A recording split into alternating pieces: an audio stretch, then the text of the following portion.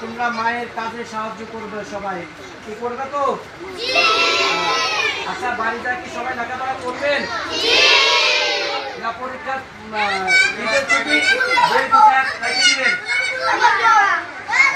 কারা কারা বাড়িতে লেখাপড়া করবেন? সবাই দোয়া কিছু করুন। আপনারা কি সবাই করবেন?